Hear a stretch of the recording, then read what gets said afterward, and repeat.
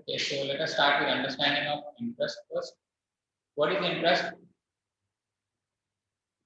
How do you define interest? Interest is defined as cost of borrowing money. How do you define interest? Interest is defined as cost of borrowing money, right?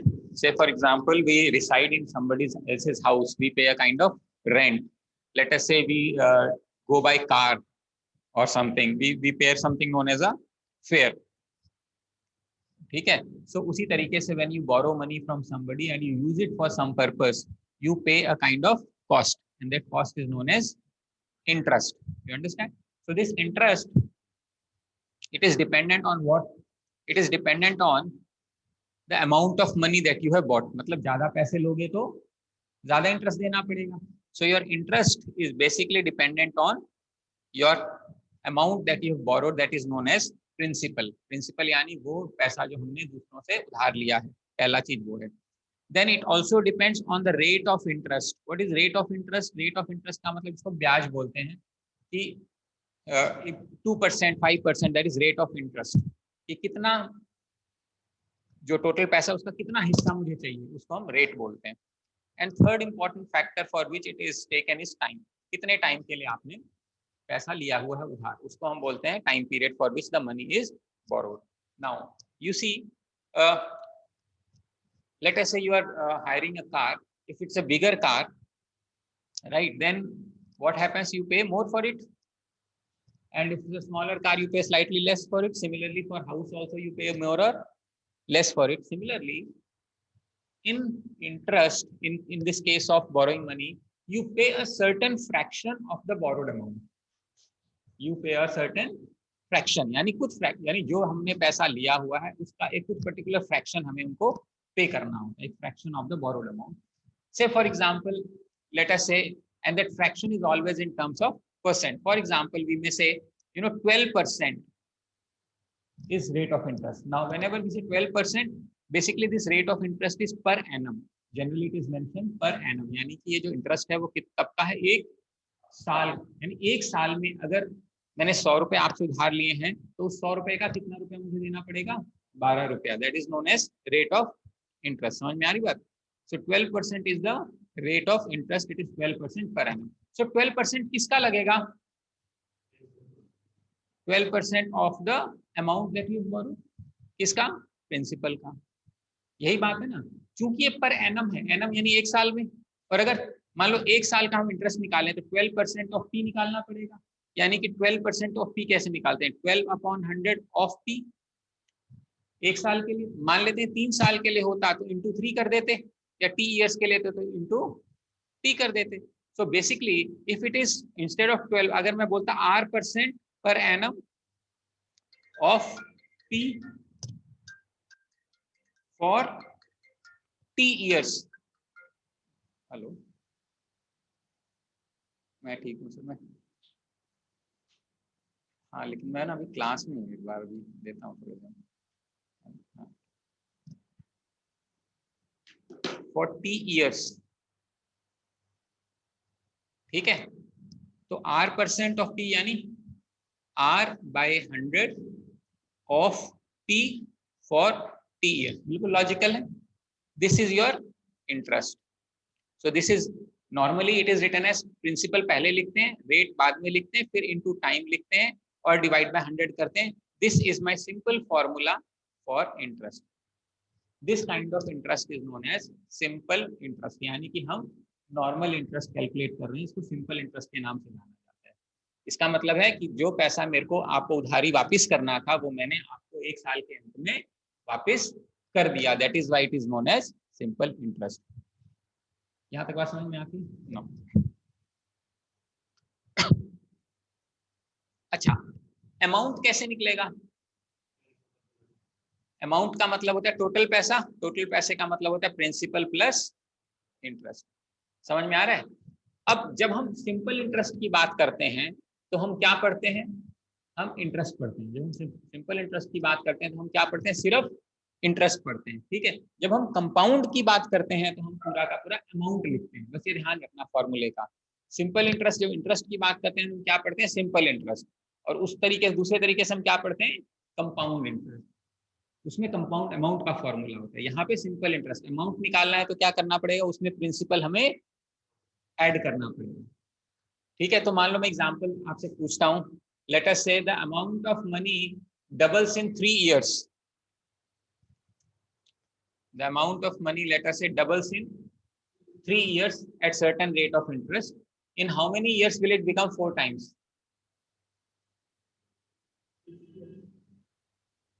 Okay, now I want you to use the formula and tell me how do you get that. The amount of money doubles in 3 years at some rate of interest.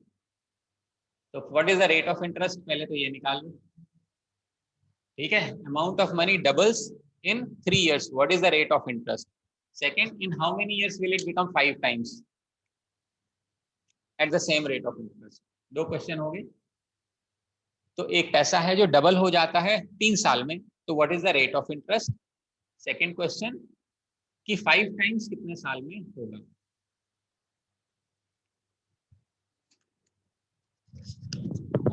हाँ जी, online पलक आवाज आ रही है।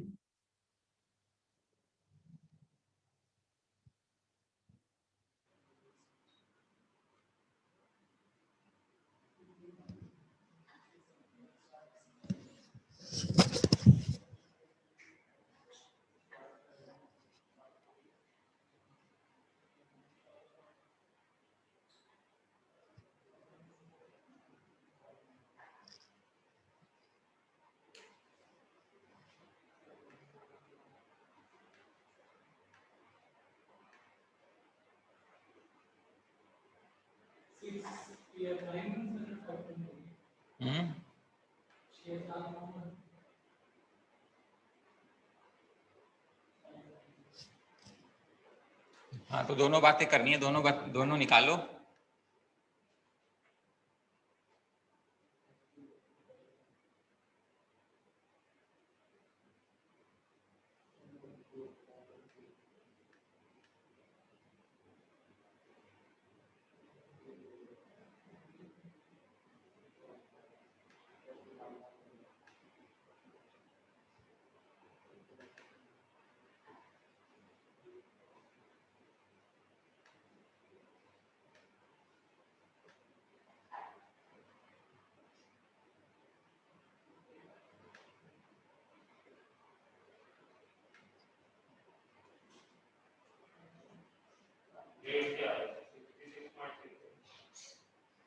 हाँ, वो बताओ मेरे को।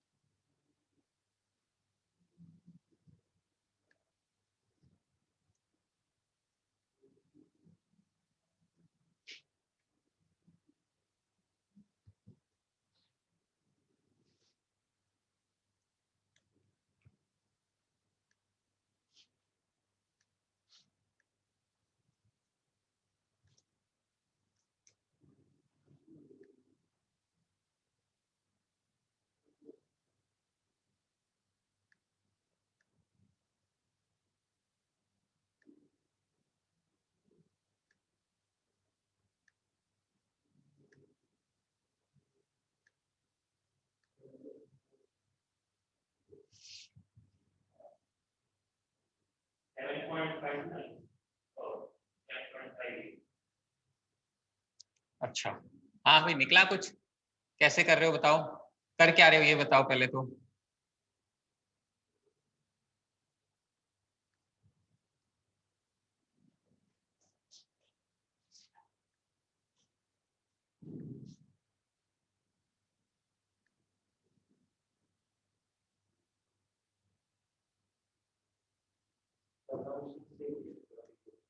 कैसे मतलब, मैं वही कुछ सिखाना चाह रहा था। हैं?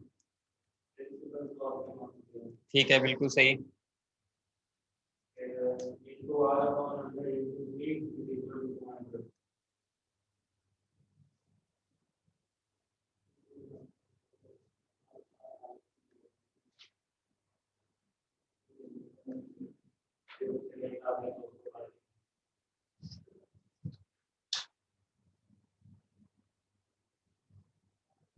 ठीक है, तो बस मैं आपको इसमें ये समझ, कैसे किया बेटा आपने, कुछ किया नहीं? हाँ नहीं बनी बात। अभी इसको दो तरीके से कर सकते हैं, एक एजम्पशन करके जो उन्होंने कहा है, और फिर मैं इसका एक जो अंडरस्टैंडिंग है वो समझाता हूँ। मैंने क्या कहा कि जो पैसा है वो क्या हो गया, डबल हो गया। मान लेते हैं मेरे पास 100 रुपए थे, तो अब कितने हो गए, 200। ये बात समझ में आती है? अगर 200 हो गए तो उसमें इंटरेस्ट कितना है,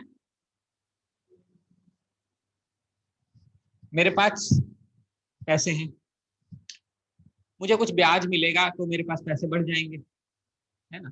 मैंने कहा मेरे पैसे डबल हो गए, यानी मेरे पैसे 100 रुपए थे 200 हो गया, 50 रुपए थे 100 हो गए, डबल हो गए।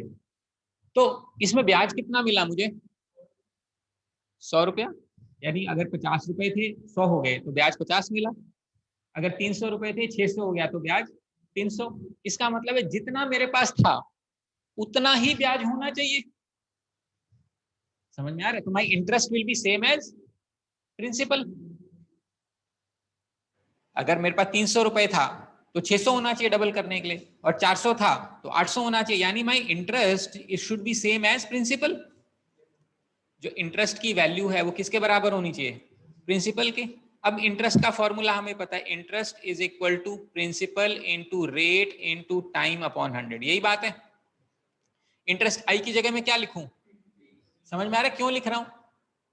P is equal to P into R. कितने साल में मैंने बताया था, 3 साल में, तो डिवाइड बाय 100, ये खत्म हो जाएगा।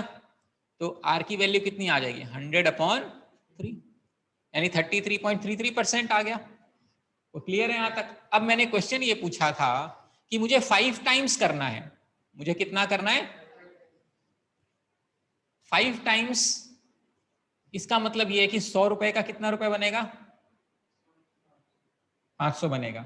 100 रुपए का 5, यानी ब्याज ब्याज कितना है इसमें, यानी प्रिंसिपल का 4 टाइम्स। यानी कि जो मेरा इंटरेस्ट है दैट इज 4p। ये समझ में आ रहा है, इंटरेस्ट इज 4p। फॉर्मूला तो यही है, इसकी जगह मैं लिख सकता हूं 4p is equal to principal rate की वैल्यू कितनी है, 100 upon 3 into T divided by 100, यही बनेगा। 100 से 100 कटेगा, p से p कटेगा, तो t की वैल्यू कितनी आ जाएगी, तो 12 साल में कितना हो जाएगा, 5 गुना।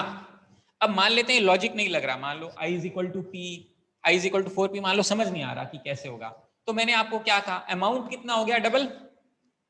ठीक है, मैं इसको वापस यही काम कर रहा हूं, इसी चीज को, अमाउंट कितना हो गया, डबल। ये तो बोला है मैंने, ये फॉर्मूला पता है, यानी कि अमाउंट हो गया डबल। यानी अमाउंट जो है a की जगह में 2p लिख सकता हूं, 2p is equal to p plus interest. तो इंटरेस्ट कितना हो जाएगा, 2p माइनस p, तो इंटरेस्ट की वैल्यू कितनी आ गई, p। तो फॉर्मूले से आ गया जो हमने यहां पे किया था।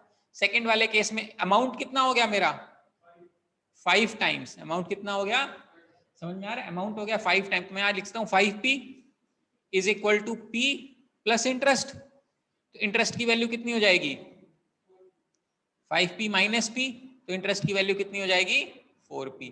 तो अब ये 4p हमने, ये वाला 4p हमने यहां लगाया था, ये वाला है, और ये जो p है वो हमने यहां लगाया था। तो ऑब्वियसली अगर हम a is equal to p plus i करके करेंगे तो भी हमारा रहेगा, लेकिन लॉजिकली भी कर सकते हैं, 5 गुना यानी 100 रुपए का 500 रुपया। अगर हम रुपया भी लिख देते तो भी हमें कोई फर्क नहीं पड़ता। एग्जाम्पल के तौर पे मैं आपको रुपए लिख के दिखाता हूं कि मान लो मैंने कहा मेरे पास 100 रुपए थे, तो अब 200 रुपए हो गए, एक्स्ट्रा कितने हुए, 100 रुपए। तो इंटरेस्ट कितना है, 100 रुपया is equal to 100 into rate into कितना बोला था मैंने, 3 ईयर्स, डिवाइड बाय 100। ये 100 से 100 कटेगा, क्रॉस मल्टीप्लाई करोगे 100 अपॉन रेट आ गया।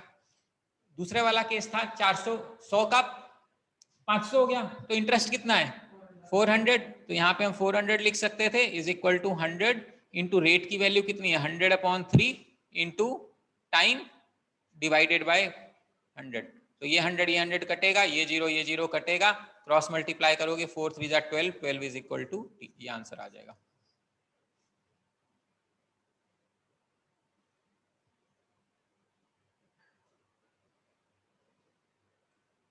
ठीक है,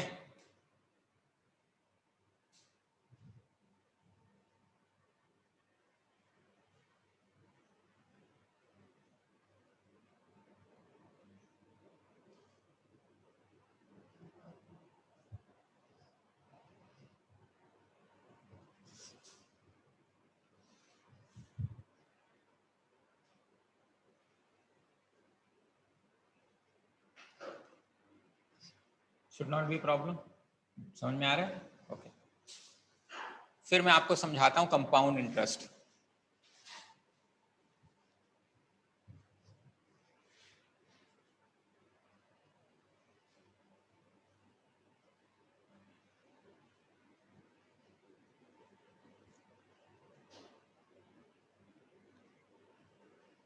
देखो, सिंपल इंटरेस्ट क्या होता है? सिंपल इंटरेस्ट का ये मतलब होता है, मान लो मैंने आपसे कुछ पैसा लिया, जो मेरा इंटरेस्ट बना वो मैंने वापस कर दिया, जो इंटरेस्ट बना वो मैंने वापस कर दिया। लेकिन कंपाउंड में क्या होता है कि जो इंटरेस्ट बना वो मैंने वापस नहीं किया, तो अगले साल मुझे क्या करना पड़ेगा? उस पे भी इंटरेस्ट देना पड़ेगा। इस प्रोसेस को हम बोलते हैं इंटरेस्ट ऑन इंटरेस्ट। समझ में आ रहा है? ब्याज के ऊपर ब्याज, चक्रवर्ती ब्याज, समझ में आ रहा है? अब इसकी कैलकुलेशन कैसे होती है मैं मैकेनिकली करके दिखाऊंगा, मतलब फिजिकली एक्चुअली क्या हो रहा है, क्योंकि कुछ डिफिकल्ट लेवल ऑफ क्वेश्चंस वहां जा सकते हैं for IPM, for others direct formula based questions हमें करने हैं। समझ में आ रहा है? तो दोनों लेवल में एक बार कराना चाहता हूं। तो सबसे पहले मैं उसका एकदम कंसेप्ट, बेसिक जो बेसिक अंडरस्टैंडिंग है वो समझाता हूं, क्या होता है कंपाउंड, ठीक है? फिर हम देखेंगे कि डायरेक्ट फॉर्मूले से अगर कुछ क्वेश्चंस निकालने हैं तो हम क्या क्या कर सकते हैं। तो बेसिकली ये तो इंटरेस्ट ऑन इंटरेस्ट है।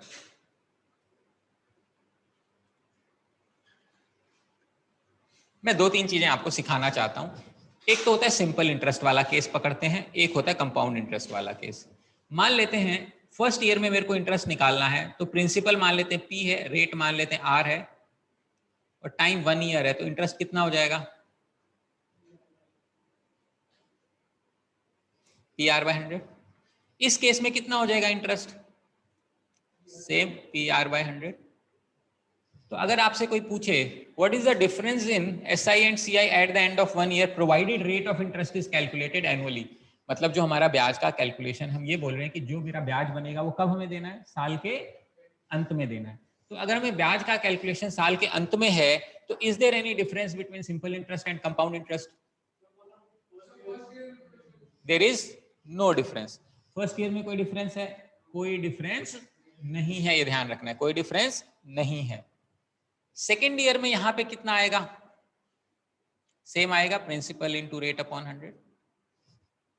यहां पे कितना आएगा सेकेंड ईयर? P/100 प्लस इसके ऊपर भी इंटरेस्ट मिलेगा मुझे, इसके ऊपर मिलेगा नहीं मिलेगा? इसको मैं P' मान लेता हूं एक बार समझाने के लिए। तो इस पे मिलेगा P',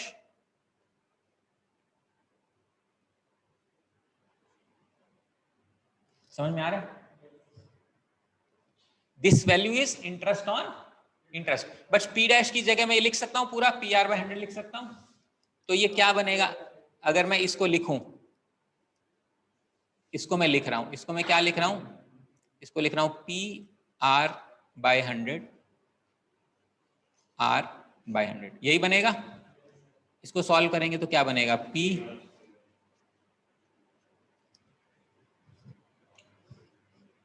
समझ में आ रहा है? नहीं? पक्का नहीं आ रहा? आया ना? बता दो, आ रहा है समझ में? ये नहीं, एक बार और। हाँ देखो, ये पहले साल का मेरा ब्याज है PR/100। सेकेंड ईयर पे मुझे इंटरेस्ट मिलेगा, किस पे मिलेगा? जो भी एक्यूमुलेटेड पैसा है, यानी प्रिंसिपल जो मैंने उधार लिया है इस पे तो इंटरेस्ट मिलेगा ही मिलेगा। इसका इंटरेस्ट कौन सा है? ये वाला। ये जो पैसा है मुझे आइडियली 1 साल बाद आपको वापस देना चाहिए था, मुझे 1 साल बाद आपको वापस देना चाहिए, बट मैंने वो आपको वापस नहीं किया, तो मैंने अपने पास रख लिया। तो इस वैल्यू पर भी मुझे सिंपल इंटरेस्ट देना पड़ेगा। वो कितना हो जाएगा, PR/100। समझ में आ रहा है? यानी P डैश क्यों, क्योंकि ये वैल्यू है, इसको मैंने P डैश लिख लिया, P dash into rate into time 1 year है। समझ में आ रहा है? क्योंकि हम हर साल का अलग अलग ब्याज कैलकुलेट कर रहे हैं। तो PR/100, तो P डैश की जगह मैंने ये लिख दिया PR/100। तो P डैश की जगह क्या हो गया, PR/100। ये R क्या हो गया, ये R हो गया डिवाइड बाय 100। जब मल्टीप्लाई करेंगे तो PR into R, PR square बनेगा, डिवाइड बाय 100, इसको डिवाइड करेंगे तो 100 स्क्वायर आ जाएगा। तो ये मेरा एक्स्ट्रा अमाउंट आ गया। अब अगर आपसे कोई पूछे what is the difference in simple interest and compound interest eight the end of 2 years, 2 साल के अंत में कितना डिफरेंस है दोनों के बीच में? अच्छा 2 साल में, अच्छा ऐसे सुनो, 2 साल में यहाँ अमाउंट इंटरेस्ट कितना बन गया, 2PR/100 बन गया टोटल इंटरेस्ट। 2 साल में यहाँ कितना बन गया, PR/100 प्लस PR/100। और यहाँ कितना बन गया 2 साल में, PR/100 plus PR/100, 2PR/100 plus PR square by. समझ में आ रहा है? अब 2 साल में टोटल इंटरेस्ट कितना है, इसका 2 साल में टोटल इंटरेस्ट कितना है। अगर मैं आपसे पूछूं what is the difference in SI and CI at the end of 2 years, PR square upon, difference ही तो निकालना है ना, डिफरेंस का मतलब this minus the other value, तो कितना बन जाएगा, PR स्क्वायर अपॉन 100। ये आपको याद रखना है। इनफैक्ट अगर मैं पूछूं what is the difference in the simple interest and compound interest only at the second year itself, तो भी यही आंसर आ रहा है।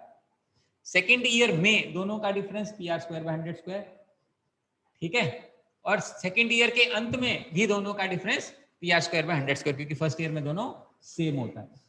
यहां तक बात समझ में आ रही है? ठीक है, यहां तक तो सबके लिए मैक्सिमम होना चाहिए। अब मैं थोड़ा सा जो बता रहा हूं वो IPM पॉइंट ऑफ व्यू से थोड़ा सा बता रहा हूं, ठीक है। अब ये तो 2 साल का हो गया, अब मैं 3 साल का निकालना चाह रहा हूं आपके लिए, ठीक है। मिटा रहा हूं मैं इसको एक बार, इसको मिटा के PR स्क्वायर बाय 100 स्क्वायर लिख दूं सफाई से, ताकि क्लैरिटी आ जाए अगर आपने नोट कर लिया हो, ठीक है, क्योंकि फिर वो दिखेगा नहीं। यानी कि ये बनेगा मेरा PR स्क्वायर बाय 100 स्क्वायर, ठीक है। अब थर्ड ईयर यहां पे कितना इंटरेस्ट बनेगा, PR अपॉन 100। और यहां पे किस पे मिलेगा ये बताओ पहले, इस प्रिंसिपल पे मिलेगा। इस प्रिंसिपल पे जो मिलेगा वो कौन सा मिलेगा, PR अपॉन प्लस, इस पे मिलेगा। समझ में आ रहा है? ये वाला, ये कितना बनेगा, PR स्क्वायर अपॉन, इस पे मिलेगा, इस पे मिलेगा, ये कितना बनेगा, इस पे मिलेगा, इस लाल वाले पे।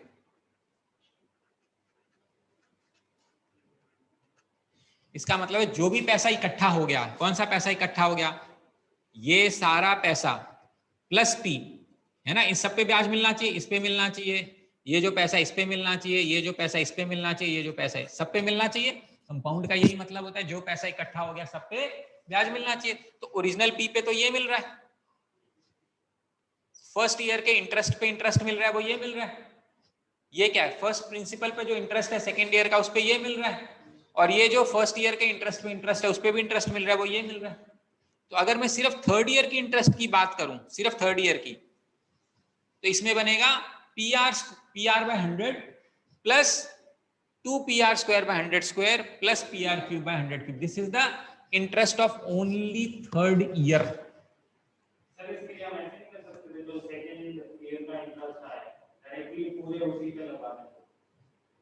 नहीं, सिर्फ सेकेंड ईयर पे ही क्यों लगाओगे, ऊपर जो फर्स्ट ईयर का इंटरेस्ट है उस पर भी तो लगाओगे। या तो तुम ऐड करो, सेकेंड ईयर तक ऐड करो। कंपाउंड का क्या मतलब है, जो भी पैसा इकट्ठा हो गया उसके ऊपर लगेगा। अब तुमने अगर सेकेंड ईयर वाले पे ही सिर्फ ब्याज लगाया, तो जो फर्स्ट ईयर में इंटरेस्ट मिला था इसका क्या करोगे, इस पे क्या ब्याज नहीं लोगे? नहीं, कहां इंक्लूडेड, ये this is only second year, include करने के लिए ऐड नहीं करना पड़ेगा। This is only first year, या तो ऐड कर दो फिर उस पे ब्याज लगा दो चलेगा, लेकिन हमने ऐड नहीं किया ना, अभी तो समझा रहा हूं मैं सिर्फ उस सेंस में कि भाई हर प्रीवियस वैल्यू पे मुझे मिलेगा, या तो प्रीवियस वैल्यू जोड़ दो और फिर निकाल दो सिंपल इंटरेस्ट, बात बराबर ही है, ठीक है। बताओ बताओ। हाँ कर लीजिए।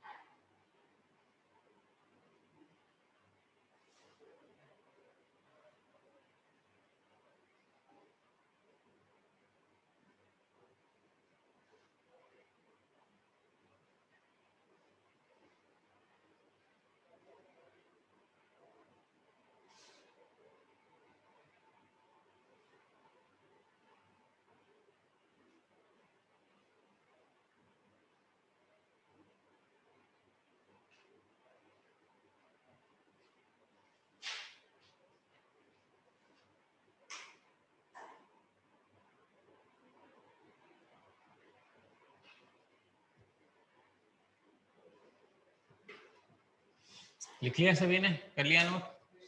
Now if I ask you what is the difference in SI and CI for third year,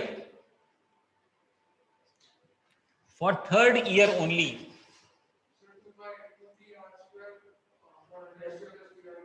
समझ में आ रहा है? सिर्फ थर्ड ईयर का डिफरेंस पूछा जाए, ये याद रखना है, डायरेक्ट फॉर्मूला है। सिर्फ सेकंड ईयर का डिफरेंस पूछा जाए तो PR square 2PR square by 100 square plus PR cube by 100 cube, this is the difference in SI and CI only for second year.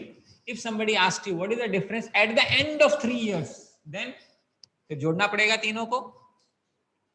इधर जोड़ोगे तो कितना बनेगा? 3PR अपॉन 100, और इधर जोड़ेंगे तो कितना बनेगा? PR by 100, PR by 100, PR by 100, कितना बनेगा?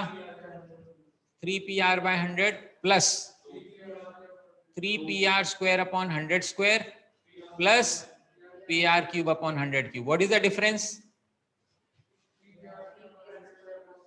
ये और ये तो कट ही जाएगा, तो आपको ये याद रखना है। The difference in SI and CI at the end of 3 years कितना बनेगा? 3PR square by 100 square plus PR cube by 100 cube, ये याद रखना है आपको। For third year only 2PR square by 100 square plus PR cube by 100 cube. For eight the end of 3 years 3PR square upon 100 square plus PR cube upon 100। ये दोनों बातें आपको याद रखनी है, ये इंपॉर्टेंट बात है हमारे लिए।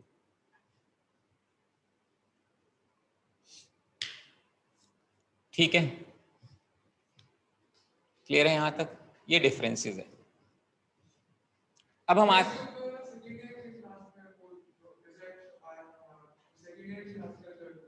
वो था PR स्क्वायर बाय 100 स्क्वायर। हाँ, सेकेंड ईयर का भी वही था, सेकेंड ईयर तक के लिए भी वही था, क्योंकि ऐड करोगे तो भी कट जाएगा, और सिर्फ सेकेंड ईयर का डिफरेंस चेक करोगे तो भी PR square by 100 square. Eight the end of second year करोगे तो भी PR स्क्वायर बाय 100 स्क्वायर। लेकिन जब थर्ड ईयर के लिए आओगे तो थर्ड ईयर का जो है वो 2PR square by 100 square plus PR cube by 100 cube.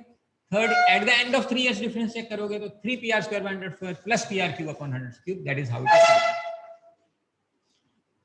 समझ में आ रही, पल्ले पड़ रही है बात कुछ कुछ? Okay, now this is applicable in some of those questions you will require this knowledge, right? Now coming back to the standard ones that we come across in the examination. Okay, now let us say I am having some 100 rupees with me. If I increase 20%, मान लो मुझे 20% बढ़ गया, कितना हो जाएगा ये? 120, यानी 1.2 से मल्टीप्लाई कर दूं बेसिकली। यानी 120 हो गया। अब कंपाउंड का क्या मतलब है? कंपाउंड का मतलब है बढ़ी हुई वड़ी पे ब्याज मिलना चाहिए। इसका मतलब है 100 रुपए पे भी मिलेगा और 20 रुपए पे भी मिलेगा। अलग अलग निकालने की बजाय अपन इकट्ठा निकाल सकते हैं ऐड करके, कोई दिक्कत तो नहीं है। यानी इकट्ठा 120 पे 20% बढ़ाना है तो कहना इसे वापस वी कैन मल्टीप्लाई 1.2। ये शॉर्टकट ध्यान आ रहा है, पिछली क्लास में किया था। 20% इंक्रीज तो हम 1.2 से मल्टीप्लाई कर देते थे, तो ये 20% इंक्रीज हो गया। समझ में आ रहा है? तो जैसे कि ये 120 रुपीज है, इसको 1.2 कर देंगे, कितना बन जाएगा ये? मान लो 144 रुपए हो गए, है ना। अब ये चूंकि बढ़ी हुई वैल्यू है, इसके ऊपर फिर 20% इंक्रीज करेंगे, तो बेसिकली क्या करना पड़ेगा? इसको 1.2 से मल्टीप्लाई करना पड़ेगा। चूंकि हम बढ़ी हुई वैल्यू पे इंक्रीज कर रहे हैं, इसी प्रोसेस को कंपाउंडिंग बोलते हैं। कंपाउंड क्या होता है? जो भी पैसा अभी तक इकट्ठा हुआ उसके ऊपर इंटरेस्ट लगाना है। यहाँ पे इंटरेस्ट का मतलब 20% इंटरेस्ट, दैट्स ऑल। इंटरेस्ट का मतलब बढ़े, कोई चीज बढ़ रही है, इंटरेस्ट यानी कॉस्ट बढ़ रही है, तभी तो वैल्यू बढ़ रही है देने वाली। तो इसका मतलब ये है कि जो सक्सेसिव परसेंटेज इंक्रीज है वही कंपाउंडिंग है। समझ में आ रहा है? यानी मान लो इसको कितना बन जाएगा? 1728, 172.8 इतने रुपए बन जाएंगे।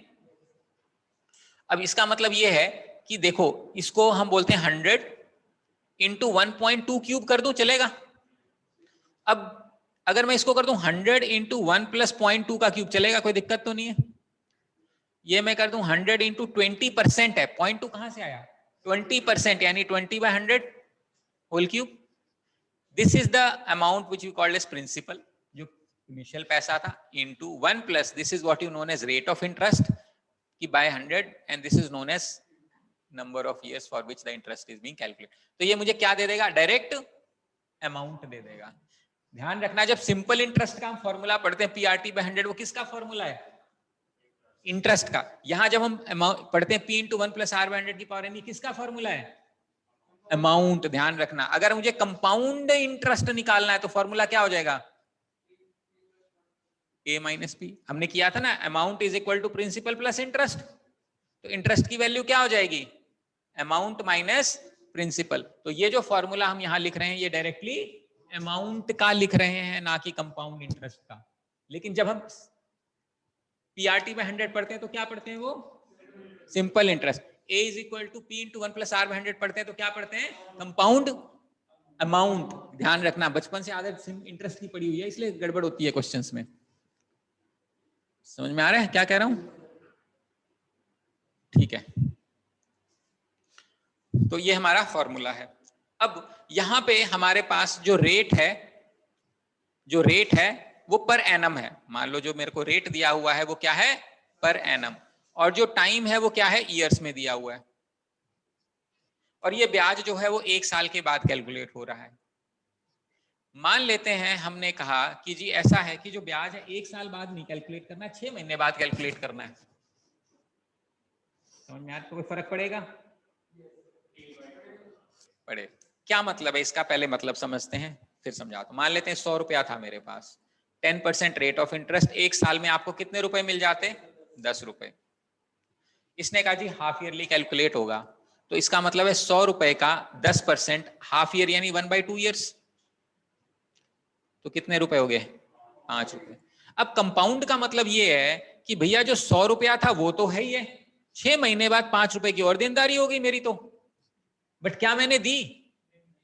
तो इसका मतलब क्या मुझे ब्याज देना पड़ेगा?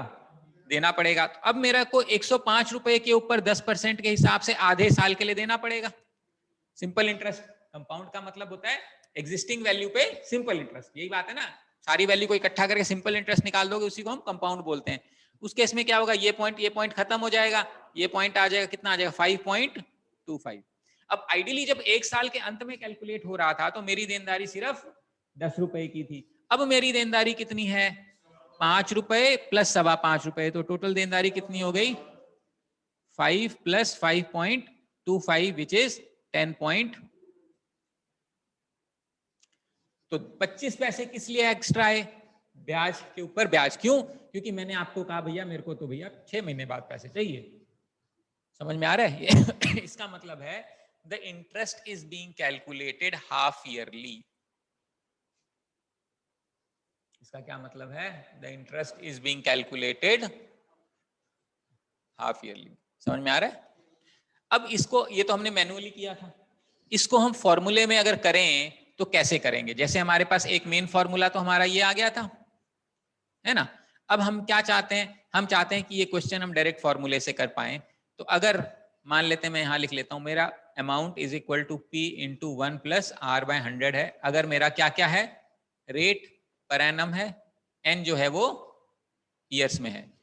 अगर हाफ ईयरली कैलकुलेशन शुरू हुई तो हम क्या करेंगे? P into 1 plus R by 2 upon 100 और यहाँ पे 2n हो जाएगा। बेसिकली ये जो पावर होती है ना, ये पावर होती है number of times the interest is being calculated. For example 4 साल है, अगर हम हाफ ईयरली कैलकुलेट कर रहे हैं तो कितनी बार इंटरेस्ट कैलकुलेट करना पड़ेगा? 8 बार। तो वो 2 इंटू 4 हो जाता, 2 इंटू 4। एन जो है ईयर्स में ही है, एन जो है वो ईयर्स में ही है, इसीलिए एक साल में दो बार कैलकुलेट हो रहा है। तो अगर एन को 4 लिखेंगे तो इंटू 2 8, यानी 8 बार कैलकुलेशन करनी पड़ेगी। समझ में आ रहा है?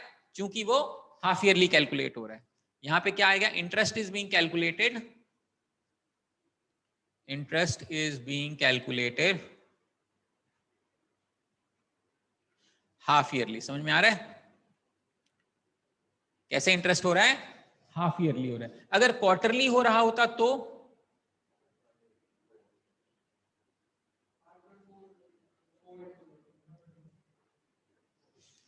समझ में आ रहा है? इसमें होता क्वार्टरली कैलकुलेशन है। बताओ क्वार्टरली अगर मुझे ब्याज मतलब लेना है तो मुझे क्वार्टरली कैलकुलेशन में बढ़िया मजा आएगा या हाफ ईयरली में? ज्यादा कमाई होगी। अच्छा मंथली में क्या हो जाएगा? और मजा आएगा। समझ में आ रहा है? अच्छा मैंने बोला डेली, फिर मजे ही मजे हो जाएंगे। मतलब 12 की जगह 12 इंटू 365 और यहाँ पे 365 इंटू 12 आ जाएगा। समझ में आ रहा है? और मैंने कहा एवरी आवर, तो हाँ सॉरी 365 लिख लो। हाँ ये 12 इंटू 30 कर लो, जो भी ईयर। मान लो मैंने कहा एवरी आवर तो इंटू 60 और बढ़ जाएगा। मैंने कहा एवरी मिनट तो,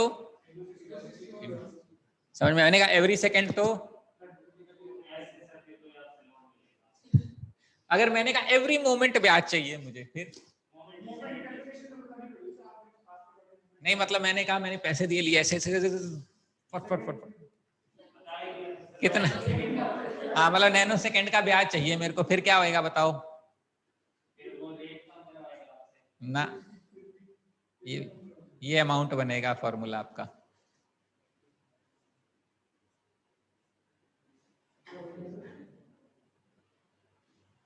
where n is the number of years, r is the rate of interest per annum, ई आपको पता है हमने इरेशनल नंबर होता है, अप्रोक्सीमेट वैल्यू 2.71 होती है। So this is the amount that will be generated in case you charge the rate of interest at infinite rate, मतलब at infinite frequency, that is what I'm saying.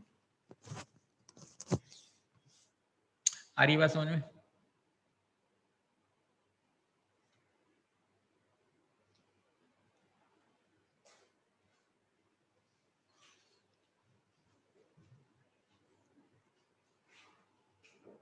ठीक है okay.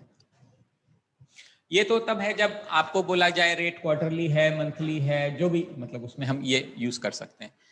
जो मान लेते हैं एक और टाइप का क्वेश्चन है, मैं एग्जांपल ले लेता हूँ, वो पूछता हूँ। मान लेते हैं मैंने कहा कि मैंने आपसे उधार लिया प्रिंसिपल 100 रुपीज।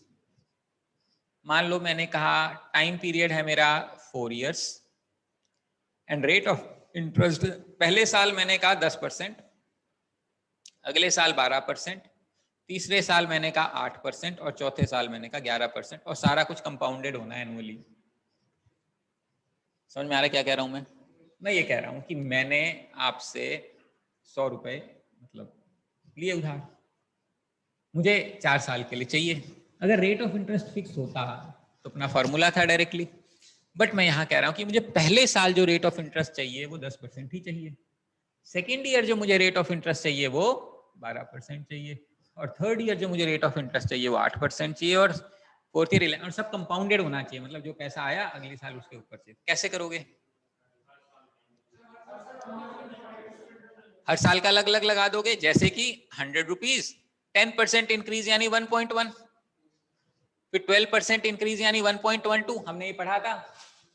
याद है परसेंटेज प्रॉफिट लॉस में मैंने सिखाया था, ये उसी का एप्लीकेशन है बेसिकली। अगर हमने वहां नहीं पढ़ा होता तो दिक्कत हो जाती, लेकिन अब हमने पढ़ा हुआ है तो ये मेरा आंसर हो जाएगा। अब इसका फॉर्मूला क्या है किताबों में, फॉर्मूला कैसे मिल सकता है आपको? ऐसे मिलेगा, A is equal to P into 1 plus R1/100 into 1 plus R2/100 into 1 plus R3/100 into 1 plus R4/100, so on and so forth। हाँ, रेट ऑफ इंटरेस्ट मतलब R1 मान लो यहाँ पे 10% है, 11% है, 12% ऐसे।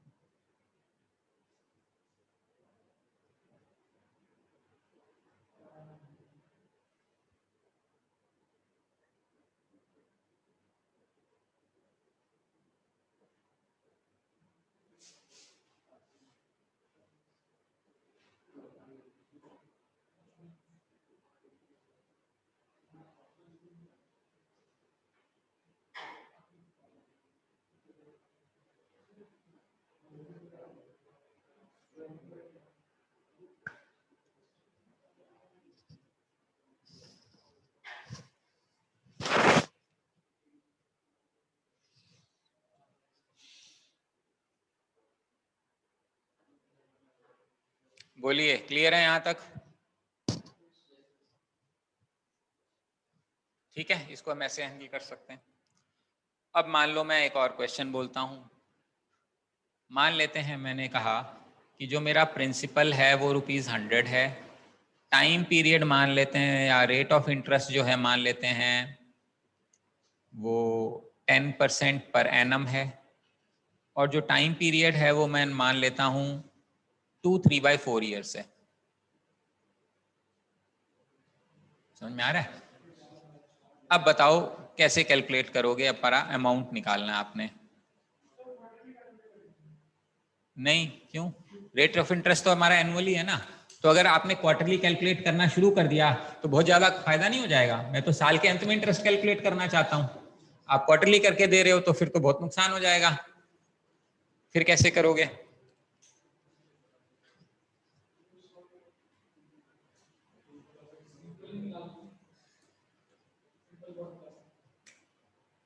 सिंपल फॉर्मूला से चलो निकालो, देखते हैं।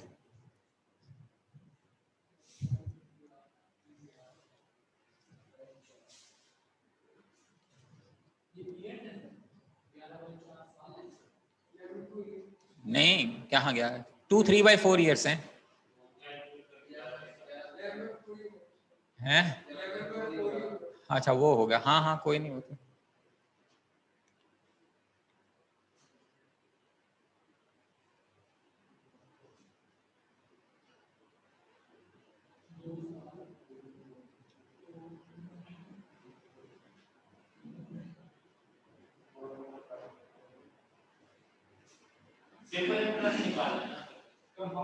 कंपाउंड कंपाउंड सिंपल तो फिर क्या ही दिक्कत है? फिर तो लिख देना 11/4 गुना में 100 गुना में 10 गुना में 100/100 हो गया आंसर। पंगा तो ये 10% पर है ना बेटा रेट ऑफ इंटरेस्ट तो।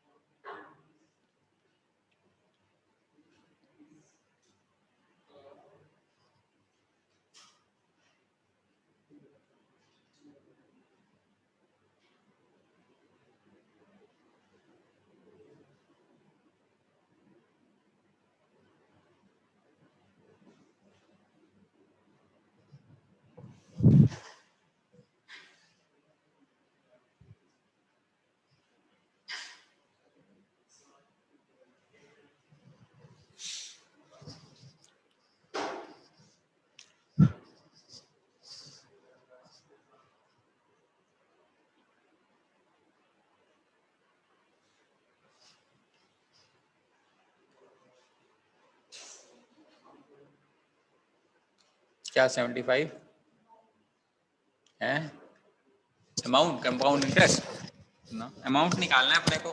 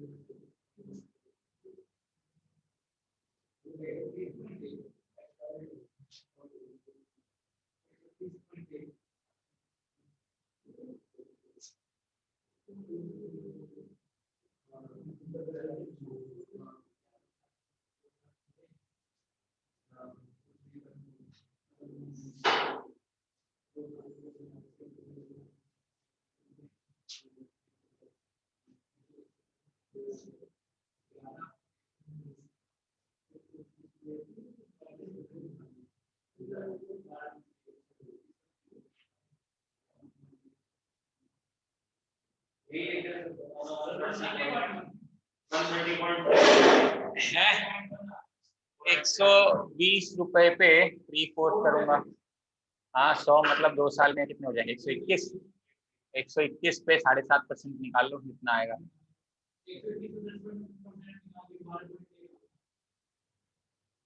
देखो बेसिकली क्या है, इसको ऐसे कर सकते हैं। हमारे पास 100 रुपया है, हमें करना है 1 + 10/100 की पावर, हमें करना है 2/3। तो 2 साल तक तो पहले कंपाउंड निकाल लेते हैं 100। इसको हम ऐसे कर सकते हैं 1 + 10/100 की पावर 2 इंटू 1 + 10/100 की पावर 3/4। यहां तक तो कोई दिक्कत नहीं है, 121 बनेगा। अब 1 + 10/100 पावर 3/4 ये सॉल्व करना है आपने। दिक्कत क्या है, आप इसको समझिए। कंपाउंड क्या होता है? 2 साल में जो पैसा इकट्ठा हुआ उसके बाद सिंपल इंटरेस्ट लगाना है, जो इकट्ठा हुआ उसके बाद सिंपल इंटरेस्ट निकालना है। तो अपन इसको ऐसा करते हैं, इसका शॉर्टकट समझ लेते हैं। 121 इंटू 1 + 10% ब्याज से जो 9 महीने में कमाई होगी वो ही हम कह सकते हैं। इसको मैं ऐसा कर दूं,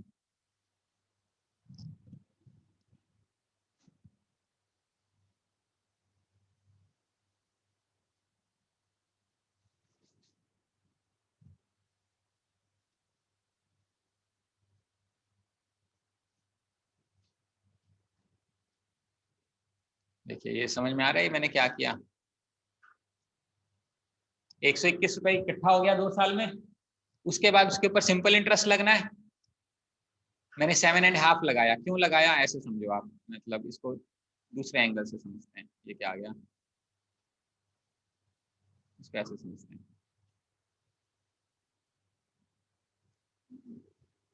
121 प्लस इस पे 10% का रेट ऑफ इंटरेस्ट है फॉर 3/4 ईयर्स, यही सॉल्व करना है आपने। तो या तो 10% 9 महीने के लिए, या फिर इसको मैं मल्टीप्लाई करके 7.5% 1 साल के लिए, बात तो बराबर ही है,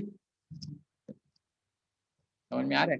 तो इसमें अपने को करना क्या, जो फ्रैक्शनल पावर है ना, सिर्फ उसको रेट से मल्टीप्लाई कर दो, आंसर आ जाएगा। यानी we are converting rate and time. इसका मतलब है कि 10% ब्याज पे 9 महीने में मेरी जो कमाई हो रही है, उतनी ही कमाई 7.5% ब्याज में 1 साल में होगी। इसका ये मतलब है।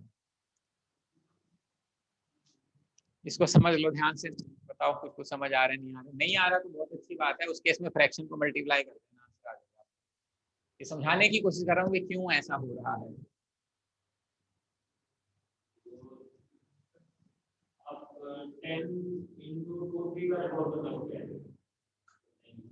10 into 3/4 करने को कह रहा हूँ।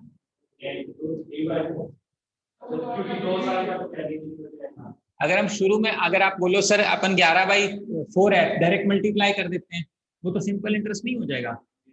हमें तो कंपाउंड, अगर पूरा मल्टीप्लाई कर दे तो सीधा ही सिंपल हो गया। कंपाउंड का क्या मतलब है, पहले साल में जो पैसा आया वो, उसके ऊपर सेकंड ईयर में, फिर थर्ड ईयर, सिंपल इंटरेस्ट। 121 का क्या मतलब, it is already compounding effect has taken place, उसके बाद तो सिंपल इंटरेस्ट ही लगना है एग्जिस्टिंग वैल्यू पे, उसी को तो कंपाउंड बोलते हैं। तो 121 पे कंपाउंडिंग इफेक्ट आ चुका है, उसके बाद अपने को सिंपल इंटरेस्ट लगाना है, लेकिन सिंपल इंटरेस्ट 9 महीने के लिए लगाना है 10% रेट ऑफ इंटरेस्ट पे। It is same as saying 7.5% rate of interest 1 साल। कम्यूटेटिव लॉ ऑफ मल्टीप्लिकेशन देखो, interest is equal to principal into rate into time होता है बाय 100। यहाँ पे मान लो प्रिंसिपल 121 रुपया है, रेट 10% है, टाइम 3/4 ईयर्स है, ये इंटू है, ठीक है, यही आंसर आएगा। मैं कहता हूं सर ऐसे मत करो आप, सर इसको ऐसे समझो कि इनको पहले मल्टीप्लाई कर देते हैं, 10 into 3/4 को पहले मल्टीप्लाई कर दिया, इंटू 1 कर दिया, डिवाइड बाय 100, आंसर तो वही आएगा। बट फिजिकल इंटरप्रिटेशन क्या है, फिजिकल इंटरप्रिटेशन ये 10% ब्याज पे 9 महीने में जो मेरी कमाई होगी, उतनी ही कमाई 7.5% ब्याज 1 साल में होगी। ये फिजिकल इंटरप्रिटेशन है इसका, एक्चुअल मतलब प्रैक्टिकल एप्लीकेशन यही है, लेकिन कैलकुलेशन पॉइंट ऑफ व्यू से it doesn't make any difference. मतलब है जी, फाइनल आंसर तो निकालना पड़ेगा अपने को। 100 ये करो, 121 पॉइंट इतना कितना होएगा, 121 इंटू 7.5 डिवाइड 100 निकालो, कितना आ रहा है आंसर, कितना, तो सही आ गया होगा। मैं क्या 75 से 121 को गुना करना चाहते हो क्या मेरे से, ये करवाना चाहते हो? लो भैया कर ही देते हैं भैया, इतनी क्या तुम। ये 75 है, डिवाइडेड बाय 100 है, इसको मैं बाई 10 कर देता हूँ, कोई दिक्कत तो नहीं है, समझ में आ रहा है? ये कहने से 3/4 हो जाएगा, चलेगा? ठीक है, तो ये बन जाएगा 363, ठीक है, दिस डिवाइडेड बाय 4, 4 9 36, बिंदी उतारने की 0, नहीं जाने की 0, 4 7 28, तो बन जाएगा 121 plus 9.07, 130.07।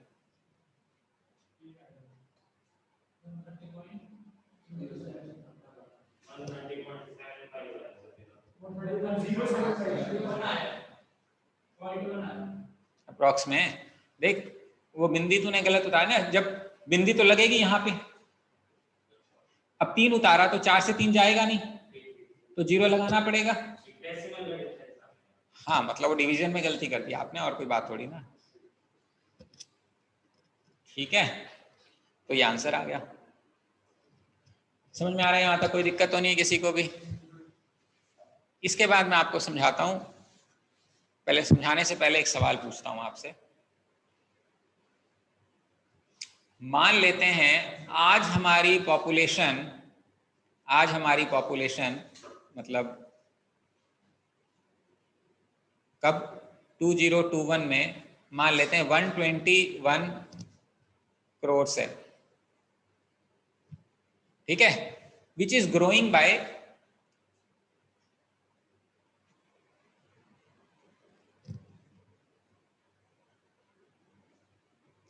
10% per annum from last 2 years, last 2 years मान लेते हैं, ठीक है। तो बताओ मुझे 2019 में हमारी पॉपुलेशन क्या रही होगी?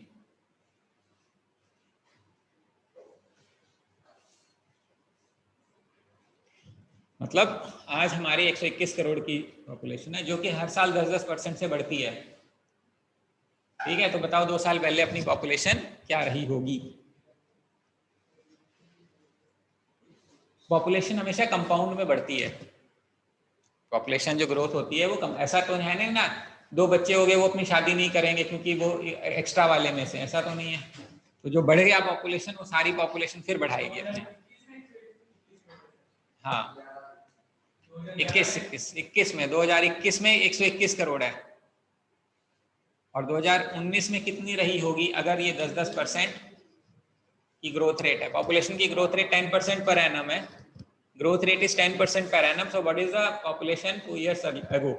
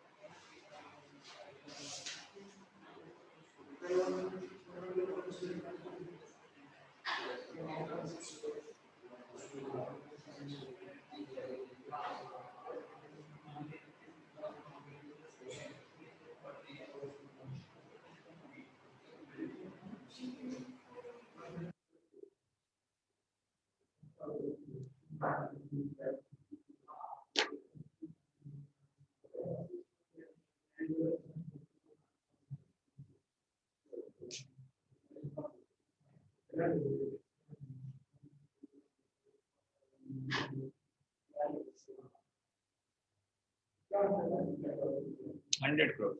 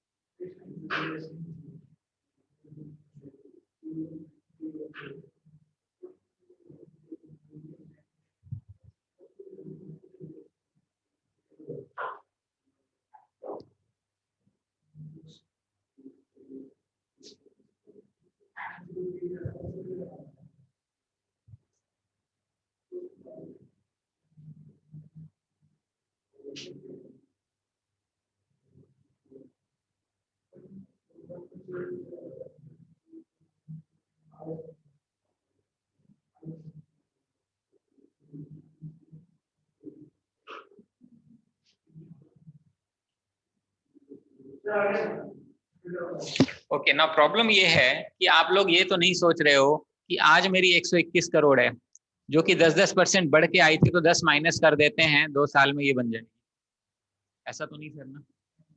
क्योंकि जो 10% बढ़ी है वो किसी छोटी पॉपुलेशन में बढ़ के 121 हुआ है, ऐसा तो 10-10% बढ़ के कोई चीज बनी है तो आप 10-10% घटा के वहां तो नहीं पहुंच जाओगे ना। जैसे मान लो मैंने कहा 100 रुपए है हमारे पास, मैंने 10% बढ़ा दिया तो 10 रुपया बढ़ गया, 110 रुपया हो गया। फिर 10% बढ़ा दिया तो 121 रुपया हो गया। अब अगर इसको 10% माइनस करेंगे तो 12.1 माइनस हो जाएगा, तो कितना बनेगा? 10 में से बन गया 9, 8, 0, एक ये बनेगा। और फिर इसका 10% करेंगे तो 10.89 माइनस करना पड़ेगा, 10.89। ठीक है, तो ये बनेगा, ये बनेगा, ये 7 बनेगा। तो ये तो आंसर गलत है, क्योंकि ध्यान से देखो 100 से हमने 10 बढ़ाया, फिर 10 बढ़ाया तो ये बना, 10 घटाया 10 घटाया तो ये बना। नहीं होता ना, 10% increase is not equal to 10% decrease. Logically सोचो, 100 रुपया है, 10% इंक्रीज 110 रुपया हुआ। अगर 10% डिक्रीज करोगे तो 11 रुपए डिक्रीज होगा, 99 हुआ है तो गलत है ना। परसेंटेज में बढ़ाया था ना, जितना परसेंट बढ़ाओगे उतना ही घटाओगे तो सेम नहीं आएगा, नीचे चला जाएगा। याद आ रहा है? तो अब यहां पर भी 2 साल पहले मेरी पॉपुलेशन थी कुछ x, जो कि हर साल 10% 2 साल बढ़ी और बढ़ने के बाद 121 हुई। समझ में आ रहा है? तो x की वैल्यू कितनी हो जाएगी? 121 डिवाइडेड बाय 1.1 का होल स्क्वायर, यानी कि 121 डिवाइड बाय 1.21 विच इज, समझ में आ रहा है? ठीक है, ये फ्यूचर में मतलब पास्ट की वैल्यू क्या रही होगी? x। अभी प्रेजेंट में क्या बन गई थी? 121। इस तरीके से सॉल्व करेंगे। क्लियर है? इसका एक और कॉन्सेप्ट होता है, इसी चीज को प्रेजेंट वैल्यू की टर्म्स में समझाया जाता है। वो इसलिए समझा रहा हूं ताकि हम इंस्टॉलमेंट के क्वेश्चंस को हैंडल कर सकें। कॉन्सेप्ट ऑफ प्रेजेंट वैल्यू, पहले मैं कॉन्सेप्ट ऑफ प्रेजेंट वैल्यू आपको समझाता हूं, फिर हम देखते हैं क्या बनेगा।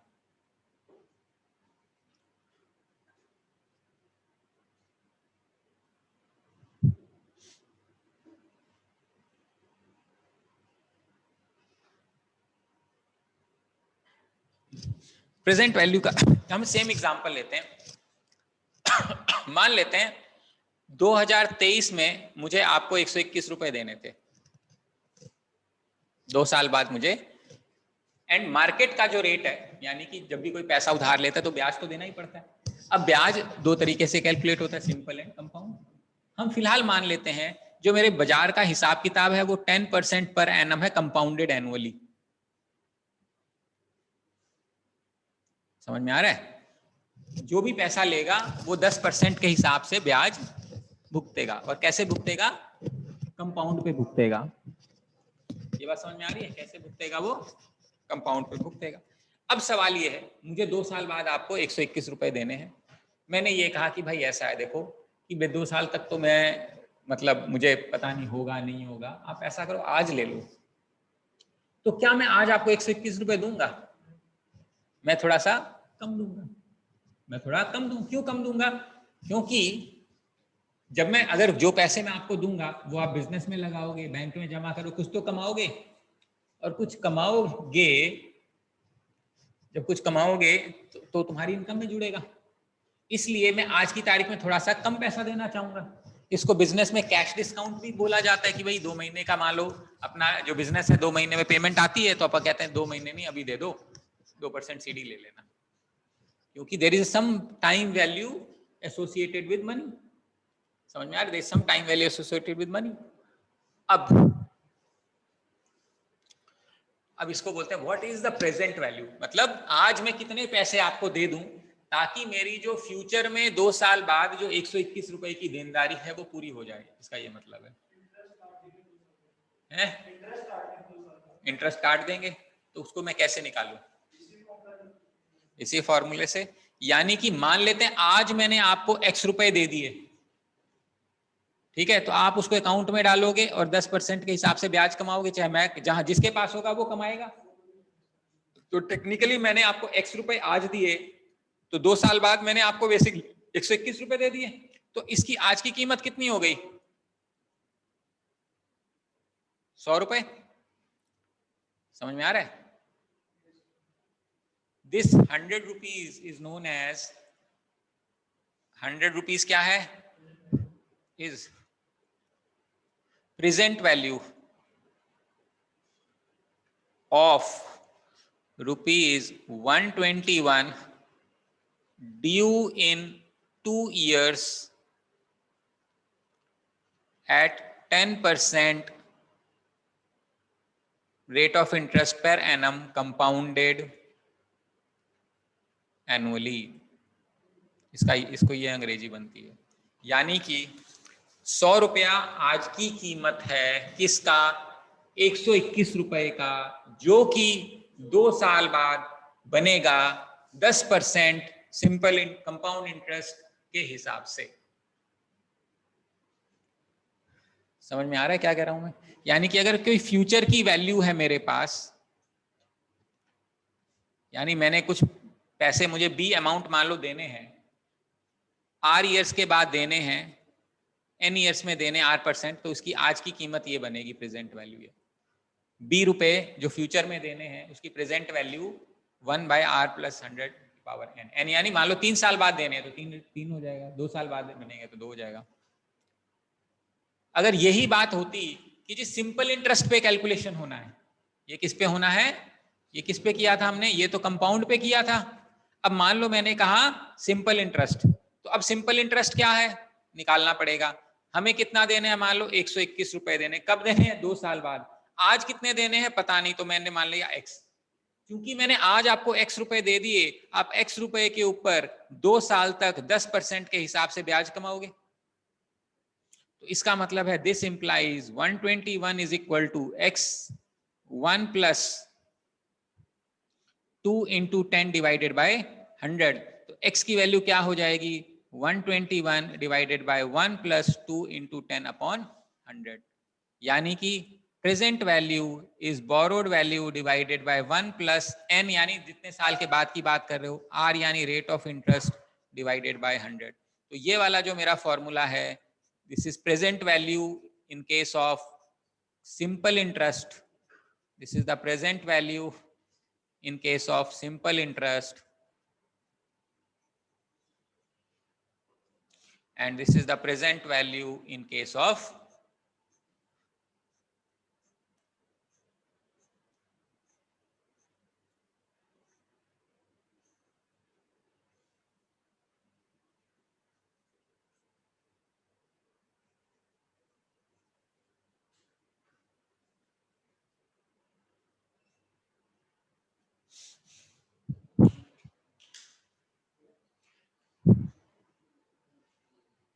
क्लियर है? ये प्रेजेंट वैल्यू का कॉन्सेप्ट है। इसका क्या एप्लीकेशन है मैं अभी समझाता हूं थोड़ी देर में, बट फिलहाल एक बार ये समझ लीजिए कि प्रेजेंट वैल्यू का मतलब बेसिक ये बनता है।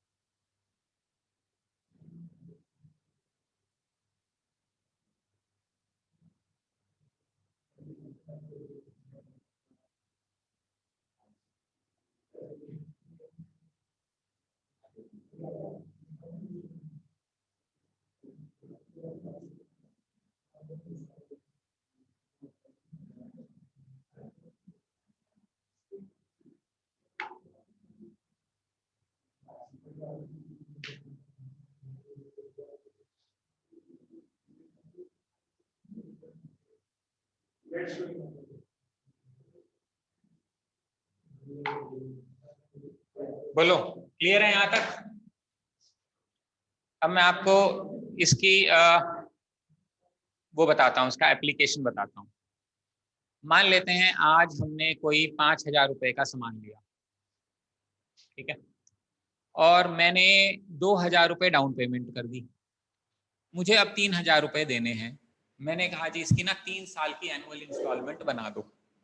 For all practical purposes generally installment महीने की होती, मंथली होती है, बट चूंकि कैलकुलेशन कॉम्प्लेक्स हो जाएगी इसलिए एग्जाम्स में जो क्वेश्चंस आते हैं वो एनुअल के ही आते हैं कि मतलब एनुअल इंस्टॉलमेंट बना दी जाए। तो ठीक है, अब जब इंस्टॉलमेंट बनाएंगे तो कुछ बाजार का रेट होगा, रेट ऑफ इंटरेस्ट।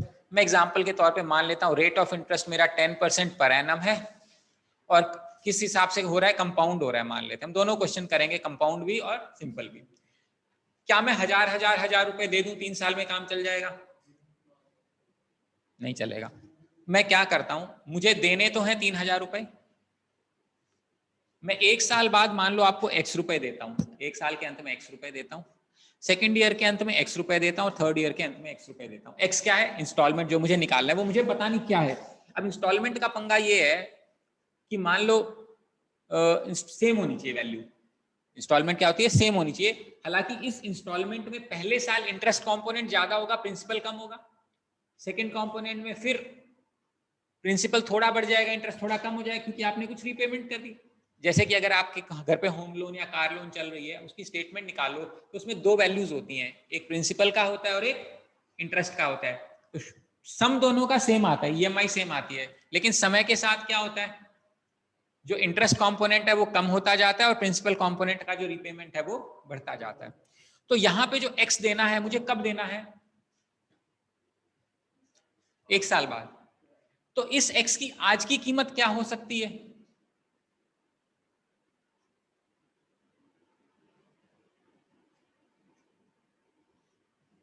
एक्स तो कैश है, 1 साल बाद निकलेगा जेब से, लेकिन उस एक्स जो 1 साल बाद है उसकी आज की कीमत क्या है? 1 + 10⁻100⁻1। अभी बताया था मैंने प्रेजेंट वैल्यू। ये एक्स कब देना है मुझे? 2 साल बाद। तो इसकी आज की कीमत क्या होगी? और ये कब देना है मुझे? इसकी आज की कीमत क्या होगी? यानी ये जो टोटल है ये आज की कीमत है, ध्यान रखना। ये जो पूरा है ये आज की कीमत है, और ये भी आज की कीमत है, और ये भी आज की कीमत है, और तीनों की मैं आज की कीमत जोड़ दूं तो आज की देनदारी तो पूरी हो ही जाएगी। समझ में आ रहा है? x अपने को कब देना था? 1 साल बाद। उसकी आज की कीमत थोड़ी कम होगी, कितनी कम होगी? इस फॉर्मूले से निकलेगा। सेकंड x कब देंगे हम? 2, तो उसकी आज की कीमत थोड़ी और कम होगी, इसलिए बाई स्क्वायर आ गया। और तीसरा x कब देंगे हम? 3 साल बाद। उसकी आज की कीमत कितनी हो गई? अब इसको हम सॉल्व अगर करते हैं, या किताब में फॉर्मूला आपको इस तरीके से मिलेगा, x कॉमन निकाल सकते हो आप। ये बनेगा 100 अपॉन 100 प्लस 10, ये बनेगा 100 अपॉन 100 प्लस 10 का स्क्वायर, ये बनेगा 100 प्लस 100 अपॉन 10 का क्यूब। चलता जाएगा। This is my present value, जो बोरोड अमाउंट है वो ये है। सो ऐसे समझ में आ रहा है क्या कह रहा हूं मैं? ठीक है। अगर मेरा सिंपल इंटरेस्ट का कैलकुलेशन होता, ये कैसा है? कंपाउंड का। अगर सिंपल का होता तो मुझे 3,000 रुपए देने आज, 1 साल बाद मैं x दूंगा, इसकी आज की कीमत कितनी होगी? 1 प्लस 10 इंटू 1 अपॉन 100, यही था। प्लस सेकंड, इसकी कीमत कितनी होगी? 1 प्लस 10 इंटू 2 अपॉन 100, और इसकी आज की कीमत क्या होगी? x upon 1 plus 10 into 3 upon, इसको सॉल्व करो कि x की वैल्यू निकालोगे तो ये आपका क्या आ जाएगा? इंस्टॉलमेंट आ जाएगा। मान लेते हैं यही मंथली होता तो 10 का 10/12 करना पड़ता, और 1 2 3 4 कितनी बार करना पड़ता? 36 बार करना पड़ता 3 साल में। 36 वो कौन करेगा भाई? हालांकि कंपाउंड वाले का अपन जीपी का फॉर्मूला बना सकते हैं, ज्योमेट्रिक प्रोग्रेशन का दिख रहा है, इसको a मानोगे, a into 1 plus r by 100 की पावर n, वो वाला फॉर्मूला नहीं बन रहा? बनाया जा सकता है, but that is generally, this is the kind of question that is asked. समझ में आ रहा है क्या कह रहा हूं मैं सभी को पक्का से? अब मैं चाहता हूं कि कुछ आप एग्जाम्पल्स करें।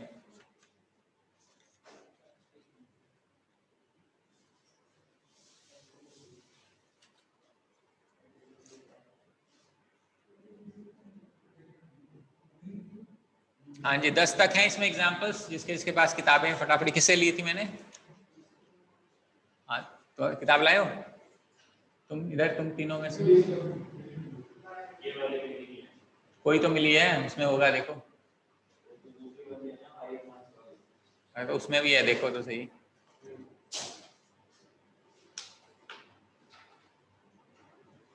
है चौथा चैप्टर है। फोटो खींच लो इसको फटाफट, दोनों पेज की फोटो खींच लो, और इसमें 10 एक एग्जाम्पल्स हैं, 10 एक क्वेश्चंस हैं, वो करो फटाफट।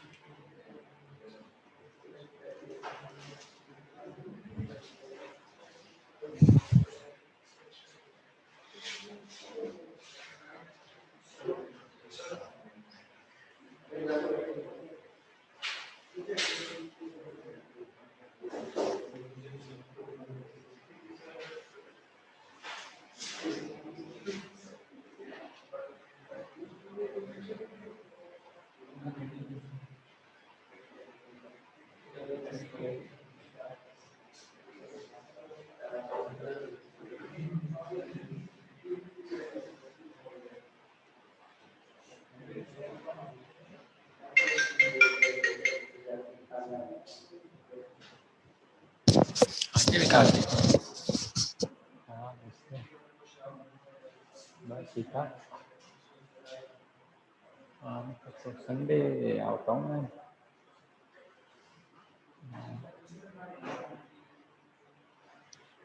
हाँ हाँ चलिए चलिए। 7 एक बच्चे हैं, 7 एक कैट में, 5 एक फ्लैट में, 12-13 बच्चे। तो कहाँ है, वही मई जून। एग्ज़ाम्स नहीं होते, एग्ज़ाम्स पहले हो जाते हैं तो एग्ज़ाम्स के बाद होता है। जैसे जो बोर्ड के एग्ज़ाम्स होते हैं ना, उसके बाद होता है, वो टाइम लगता है। अब बोर्ड के एग्ज़ाम थोड़े डिलेड हैं, पता नहीं कैसे होगा।